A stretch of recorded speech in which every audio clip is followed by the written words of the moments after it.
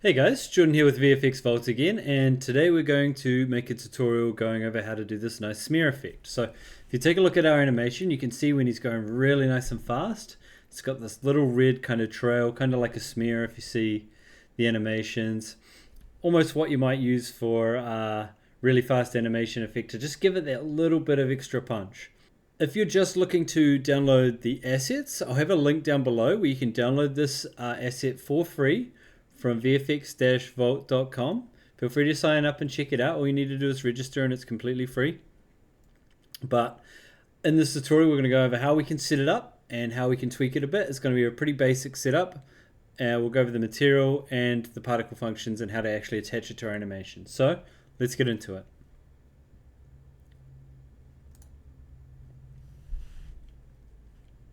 So coming back into Unreal, this is just a blank project. There's nothing special about it. This animation here is just from the sort of Frank two-handed axe animation, but I've just swapped it out with a spear.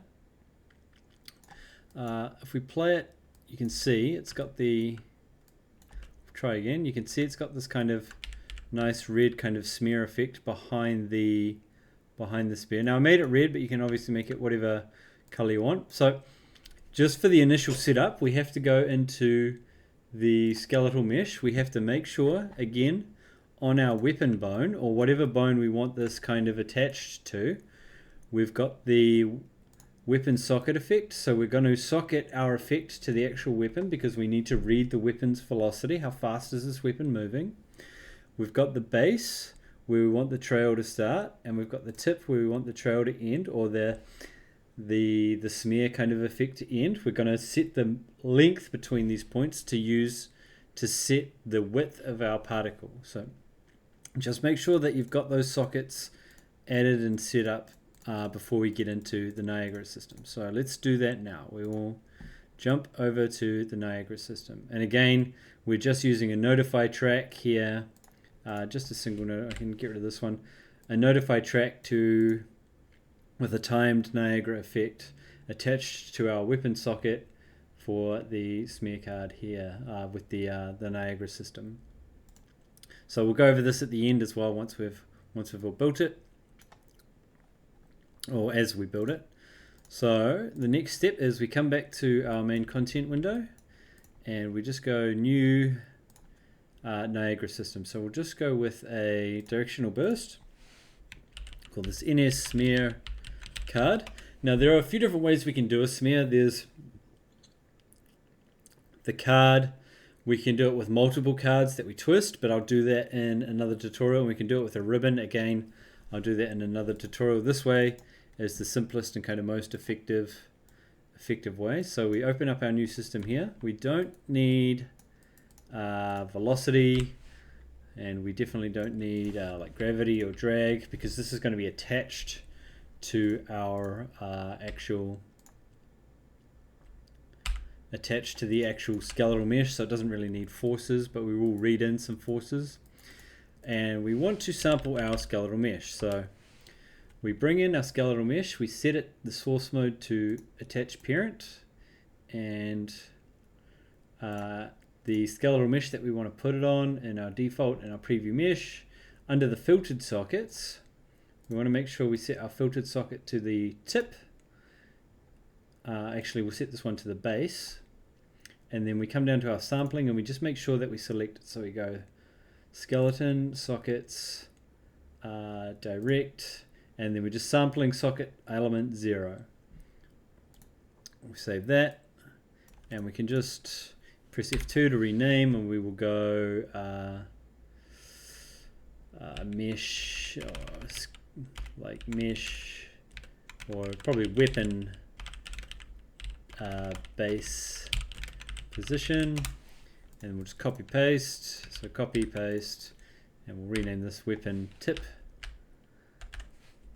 position, and we want to sample it here. We want to make sure we sample it here in the emitter, system emitter, so we can read it in the initialize and read it in the update. And then we don't have to copy paste like the skeletal mesh here and then the skeletal mesh in our update as well. So we want to make sure we put it in our system update. And then on the weapon tip, We want to make sure that we change it to the actual tip. So on this one, we're sampling the base. On this one, we're sampling the tip. So next, let's make a scratch module so we can set up some simple behavior. So the first thing we have to do is actually attach our particle to the actual the rig, the skeleton. So we can go scratch module, because we're going to use a bunch of custom behaviors. So we'll go scratch module, and we just want to go input position for common position. We'll call this one starting point. Now this doesn't have to be on a weapon. Remember, this can be on anything. We can put it on any kind of animation or any kind of between any 2 points. It's just attaching this kind of sprite to a line. And we go starting point, and we go another positional type input, and we go ending point, and then we'll put in a float. We'll call this midpoint, and we go lerp. So we're lerping between our start point, our end point, and our middle point is lerping between them. And we can just come over to the default parameters, and we select our midpoint here. We'll stop this playing. Select our midpoint here, and we just make sure that our default value is 0.5. So it's grabbing the position, the middle between A and B, and we'll set that as our position, so our actual particle's position parameter. We save that, we apply it, and now if we, in our starting point, we put in our so our sampled position here, and then we go sampled position 001. So this is the base and this is the tip, and 0.5. We save that. We're just going to turn off the default sprite material for now, just so it's blank, and then we'll come back to our initialized particle. We'll just set it to 1, maybe 5 seconds actually. Set to direct 5 seconds. And then uniform scale of, let's just go 100 so we can see it. Save that. And again, we come back into our animation. We select our timed Niagara system. I'm just going to open this one, so I've got it on my other screen. We select our timed Niagara effect here in our notify track. And we're just going to plug in this new one that we've made and make sure that it's attached to our weapon effect socket. So we're reading the velocity from the actual tip of our spear. So how fast is our weapon moving, our spear moving around. We save that. And now if we come back into the level and we simulate, we can see now that it's a bit fuzzy because of the motion blur, but we can see that our particle is attached to the kind of middle point between our base and the tip of our spear. So that's good, but now the problem is when we play, obviously it's kind of on one side and also the alignment's a bit strange. So next thing we need to do is we need to align it with our actual weapon, so our actual velocity, so that when it moves, it's moving properly with our velocity, with the way it's actually spinning the weapon. So what we can do is we come down to our spear module, and we want to get so we go map get, we want to get these inputs again and read them again in this next step, and we're going to do it like this just to keep it nice and tidy. So we get our starting point, and we can drag them actually from over here, I think. Yeah, starting point and our ending point. And then on the map set, we want to set our sprites facing and our sprites alignment. So let's move it over here. So we go sprite facing and sprite alignment. Perfect. So for the sprite facing, we also need one more input. We need a vector, an up. So this will be our up vector, and I'll explain exactly what we're doing with the diagram in a second. So our up vector, So we subtract, for our sprite alignment, we want to align it down the length of our weapon so that it's kind of spinning around our weapon. So we'll do that first. So we go subtract our starting point from our ending point, and then we want to normalize, but we want to make sure we're safe normalizing in case, because when we normalize, we're dividing potentially by 0. We want to avoid that. So we can go safe normalize, and it gives us this one, direction and length safe. So we get this vector that we've created, and out of it it's getting direction, which is safe direction, and we plug that into our sprite alignment. And now if we apply that, we save this, and we'll just come back to our system overview, and we'll just come change some of these settings on the renderer. So for the alignment, we want to set custom, and for the facing mode, we also want to set custom facing vector. And we want to turn off the motion blur because it's giving us that really fuzzy result. So under the rendering, we come down to the motion vector setting, and we set it to disable. And now when we play, we can't see anything. So why can't we see anything? The reason we can't see anything is because our sprite is upside down and facing the camera. So as we move around it, it's rotating kind of away from us, and we don't want that. So what we need to do now is we need to make a new material that we can set to two-sided. So if we go M underscore, and we'll call this just smear for now, and we will turn on two-sided and just save that. So we save that, and then we plug that into our that's the wrong one. We plug that into our material slot for our sprite renderer. We save that, and we just stop and play again. So it's still not showing anything. So what exactly is happening? It's because we haven't set anything for the sprite facing. So for now, we'll just set the sprite facing to 1 and X. So we save that, compile that, and if we stop and play again, okay, so play. So it's a little bit better. It's kind of fixed in this one direction. So how do we set sprite facing? So to set sprite facing, we need a few things, and I'm going to make a diagram of exactly what we're doing. So just to quickly explain how we're deriving the way our sprite is facing, our sprite facing parameter, and how we're using the cross product. So remember, the cross product gives us a third orthogonal vector when we input vectors A and B. So the first vector, remember, that we're creating is from our, let me just get a red pen here.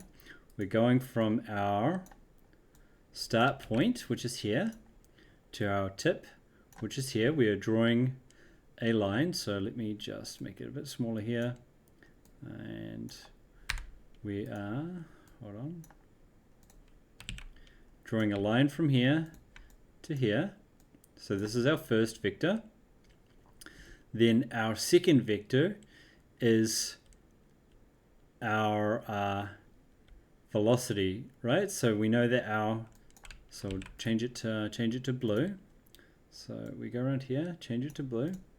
We know that our spear is spinning around this way, but let's just say for this one frame where it currently is, that our velocity is kind of pointing in this direction.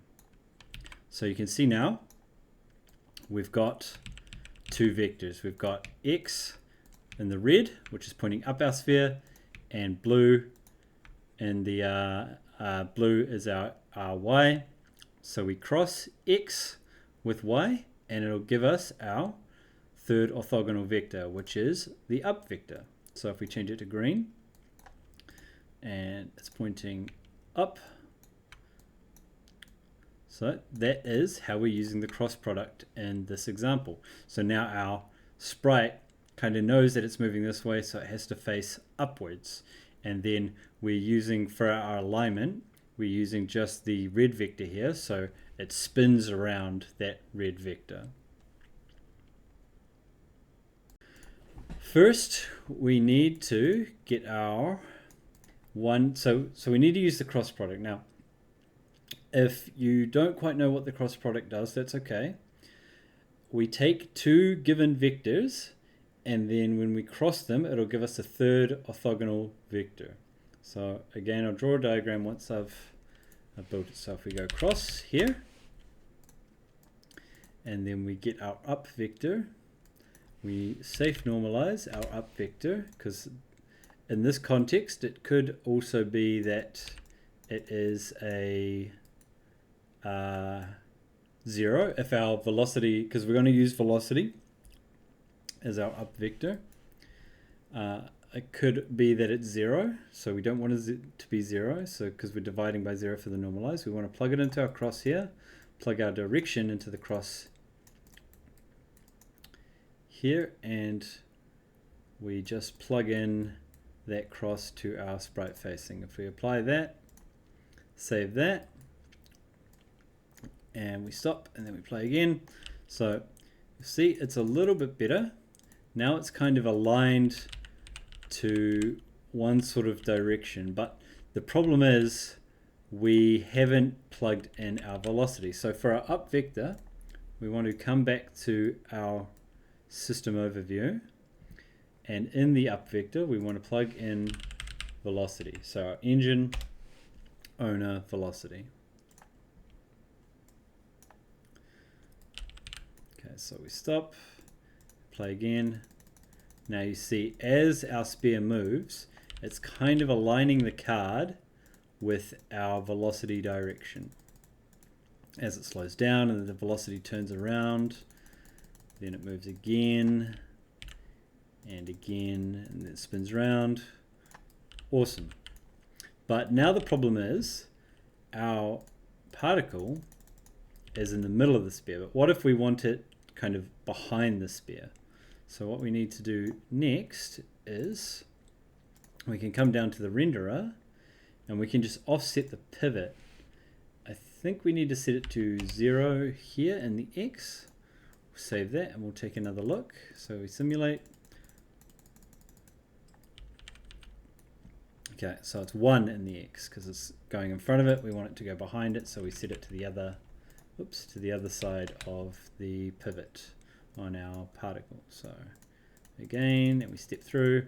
Awesome. So now you can see as he swings the spear, it's swinging, kind of the card is following behind where it is swinging.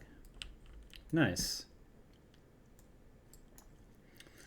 So next, we need a way to actually stretch it out when he's swinging. So if we play now, play at just regular speed, you can see it's kind of just swinging around. It's not bad, but I mean, it's obviously really not very workable. It's just this big kind of card hanging from his spear, swinging around with his kind of velocity. So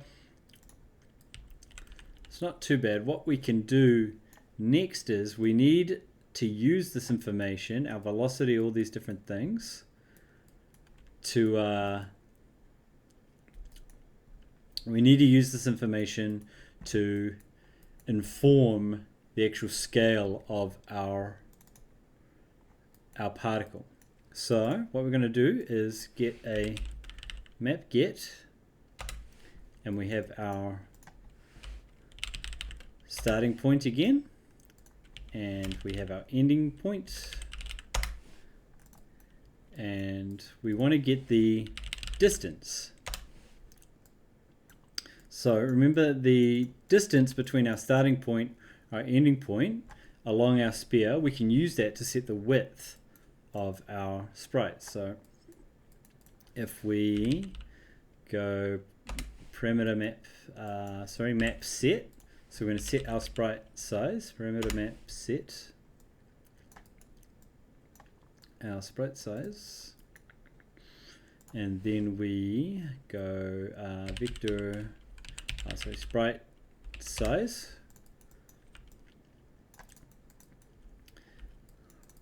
If we we'll just for now, we'll drag off this and we'll go break or make vector 2 or vector 2.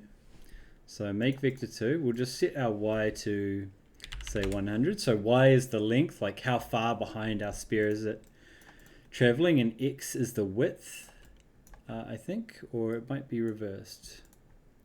Sorry, x is how far behind our spear it's traveling, and the y is the width. So we'll set the x to just 100 for now. But if we apply just this, and we save, and then so now we can see it's setting the width of our particle between our start and our end point. So to better demonstrate this, I can come back into our sockets, and if I move sort of our base socket down a bit just to test, and we stop and we play again, you can see it's perfectly got that width between our tip and our base socket. So I'm just going to move it back down to sort of where his hand is for now. Save, and we stop, and we play again, and you can see now it's set that as the width of our particle. So next we need to set the length. So we need to use the velocity, how fast is our spear moving, to set the length of the smear. So when it's really, really fast, it's going to smear a lot more, and when it's really, really slow, it's kind of just going to hide it, not really going to want to see it, right? Because we use this to really add that punch to make it look like it's moving really fast. So what we can do is we can get the length, or we go vector, a vector input, and we go sprite speed input. So we can use a bunch of different things, but we're going to use just our engine owner velocity. We get the length, or yeah, the length should be fine. So just the length, how fast is this going? Remember, the length of our velocity is the speed. And then we go remap range, and we right click and we convert all of these to floats. We plug in our length value into the remap range, and then we also want our max speed, so how fast could this potentially be going, and our max length, how fast do we how far behind our weapon is the smear potentially going to go. So imagine our spear, when we spin, it's going a speed of 300 or maybe 3000, right? If it goes right up to 3000 or beyond 3000, because these are clamped, if it goes beyond 3000, then we're going to map that up to 1, and then we're going to multiply by our max length. So say we have a max length of 300, and our spear is going at a velocity of 3000. We take the multiplier of this output, we multiply this by our max length, and it'll stretch our card out to its max length. So I'll demonstrate how we're doing that now. So we'll plug our max speed into our max input, and we're remapping this between just 0 to 1, and then we go multiply. And the reason we're remapping between 0 to 1 will become apparent soon, rather than just mapping between our max length, our max particles length. Plug this in here, and we just go like this, and then we can plug this into our X. So this is now our particles length. And if we save that, and just make sure we save all, just in case everything crashes. So we come back in, and we want to plug our engine owner velocity into our sprite speed input again. So how fast is our spear moving, because we've attached it to the tip, the velocity, we're getting the length of that. And then the max speed, let's say 3000 units, but again, this will change depending on the animation. And the max length would be, let's say 150. So how long could this particle potentially be at the max speed of our particle system? So now if we stop and we play through, so now you can see that's looking a lot better. So as you can see, when we're moving really, really fast, so I'll play step by step so we can see exactly what's happening. When we move our spear really, really fast, it stretches out, but when it slows down, it squashes down. So when it's going really slow, it's basically almost zero. It's squashed the particle card right down, and then when he's going really, really fast, you can see it stretches right out. So we'll just play in slow motion one more time. So it's stretching right out there, and again slowing down a bit, then stretching right out again to give that nice smear effect. So we'll put a material on it at the end, but there's just one more thing that I wanted to do. So as we approach this max length, it's actually probably the max speed to 5,000. It's very linear. So as our speed increases to 5,000, our length increases to 150 in a very linear manner. So it's perfectly mapped between those two ranges. But what we can do is we can map it to a curve so that maybe it only stretches out to that super long length at the really, really top end of our speed. Whereas if it's at slower speeds, then it's going to stay more squashed. So let's go curve. We go curve for floats, and we'll call this length speed curve. And we'll just move it up, move pin up 3, just to keep everything tidy. Move it down here, drag it along here, and we'll go sample, float for curves. And we'll use the remapped range, because remember it's from 0 to 1. We'll plug this into our sample curve, and we'll plug the output into the multiply of our max length. So we're sampling between 0 to 1, and then we're multiplying that output against our max length. So 0 is obviously 0, and 1 will be whatever our max length is. So we apply that, and if we come back into our main system view here, we'll just give it a normal straight curve, 0 to 1 curve here. We save, and we'll come back to the level. So you see it's just as it was kind of before. But if we stop and we give it this kind of steep curve here, where we curve it down. So imagine this value is mapped from 0 to 5,000, because it effectively is. So at 0, we're not really doing much. Let's say at 2,500, about halfway, it's still quite short. We're only multiplying it by 0.2, almost 0.2 of our length. And then as we approach max speed, it starts to really, really ramp up.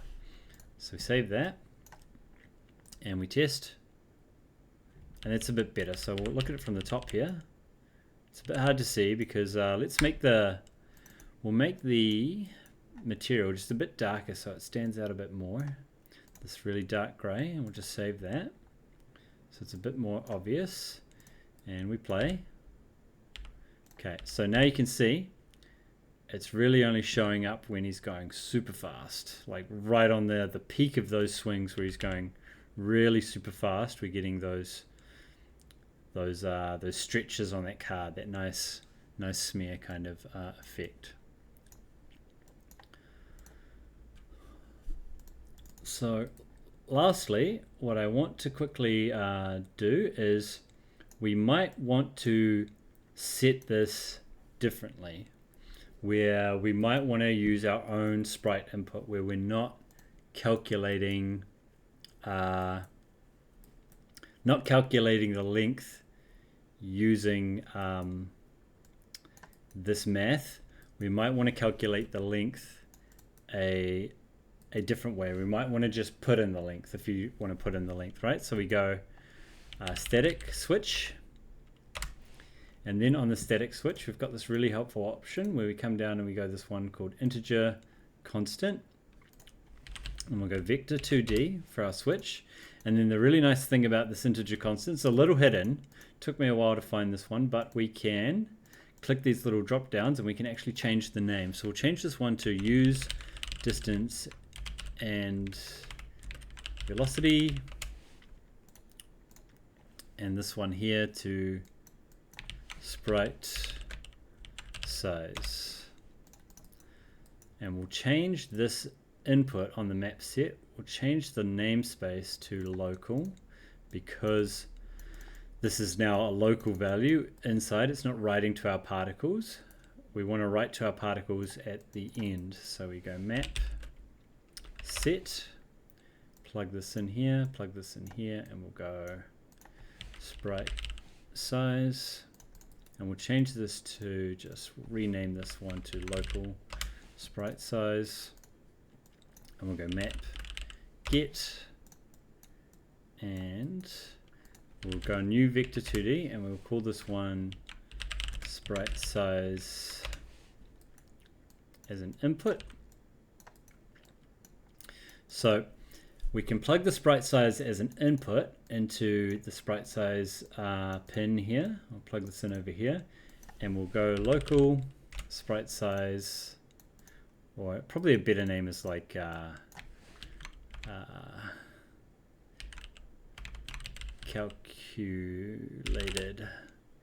calculated sprite size. So we'll remove this and we'll go calculated sprite size, and we'll just plug it in here, and we'll apply that.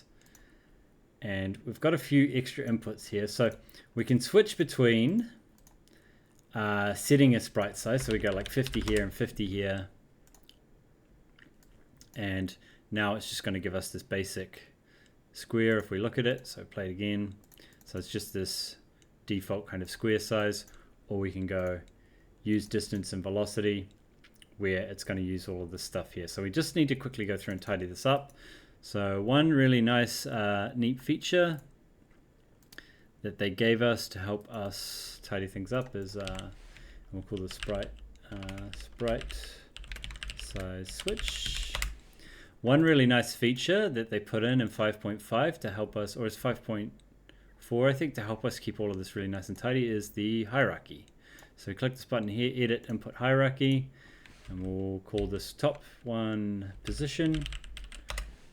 This next one, oops, it's a subcategory. We don't want that. We go another category, and we'll go the sprite size. And lastly, we will go, what was the last category? I think it was, let me see in my previous one. Yes, the last size was sprite up vector. So we'll just drag this one above here. So we've got position, sprite up vector, and our sprite size. So we have in our position, we want our starting point, our ending point, and our midpoint. We'll put our sprite up vector in this one here. Then in sprite so we want to put the switch at the top of our sprite size, and then we'll put the sprite size in underneath that. The length speed curve, we'll put the max length speed and the sprite speed input just here. So go sprite size, sprite max speed, max length, sprite speed input, and length and curve. Save those. If we apply that, now we come back and we look in here, we see it's much tidier for our whole module. And then we'll just quickly go over tidying everything up before we create the material. So one more thing we want to tidy up is when we switch between sprite size and use distance and velocity, you see we can still see all of these options. So it might be confusing to other people who come along and use our modules.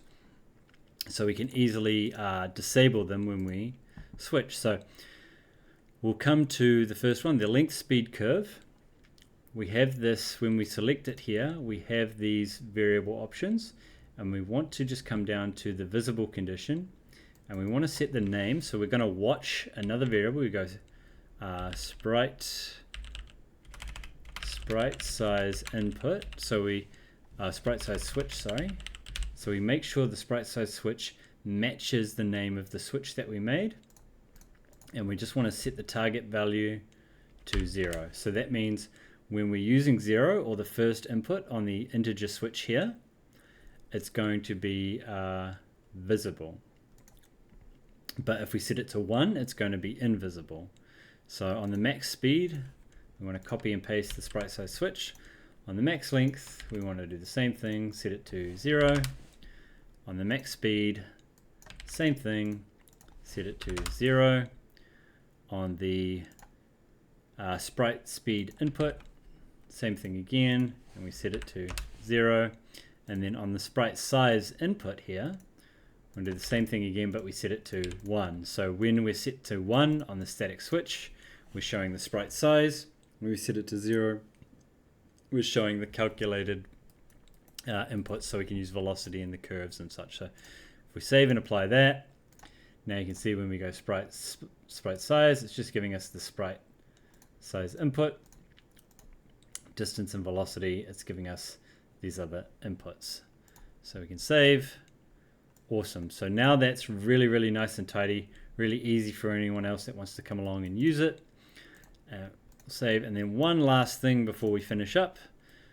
We're just going to go over how we did a simple little material. So you can see it's there, but it's just this kind of black, whoops, I'll stop that. It's just this kind of black card, it doesn't look very nice. So I'll show you how to make a quick material, really quick, nice material. So let me just come back to the one that I built previously and open it up.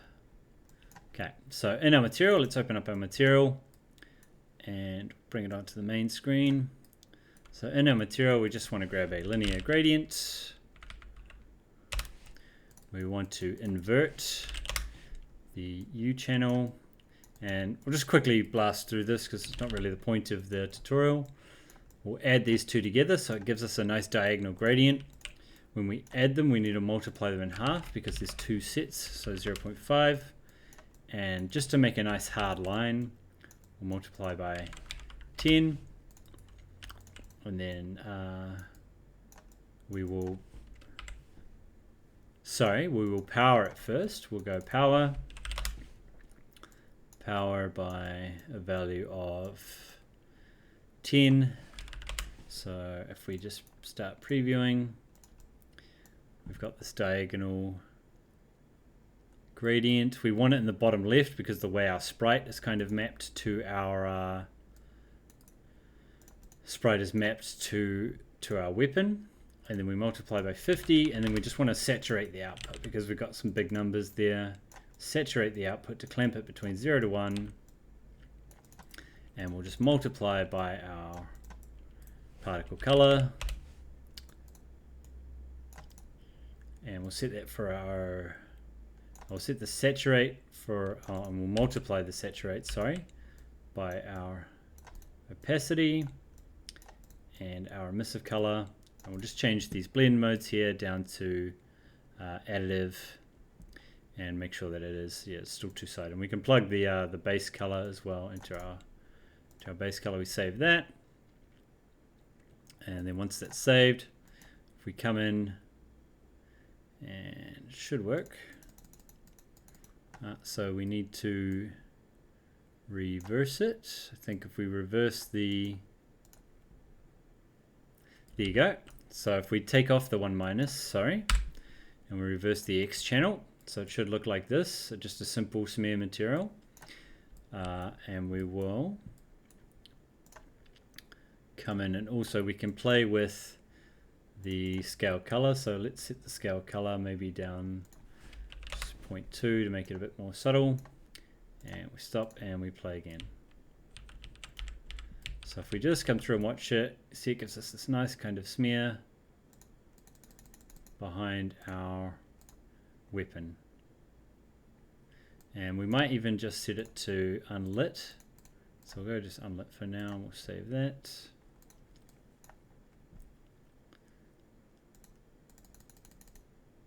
And resume. There's a bit of noise in there, but I'm not quite sure what's causing that, but that's okay. So it's all, the material is not so much the focus of this material as it is the this tutorial, as it is the particle behavior. And again, if you want just this particle behavior in this example, I've got an example completely for free on VFX-Vault. I'll put the link below, so you can just download the files and drop it into any project and past version 5.5, and it should work. But lastly, let's just play with the color a little bit. So we go linear color, and we'll make it like this kind of nice red color. Save that. Cool. So you can see here, he's got this kind of red color going. Let me just check one more thing before we finish up. So I'll just check the previous material.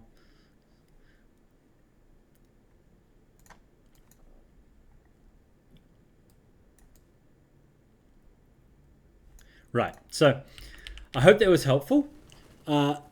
If you like this, please let me know. If you've got any questions or comments, please leave them below. Again, if you just want the files, they're available for free. All you need to do is register at vfx-vault.com. If there are other things you'd really like to see, again, let me know. This has been Jordan from VFX Vault, and thank you so much for watching.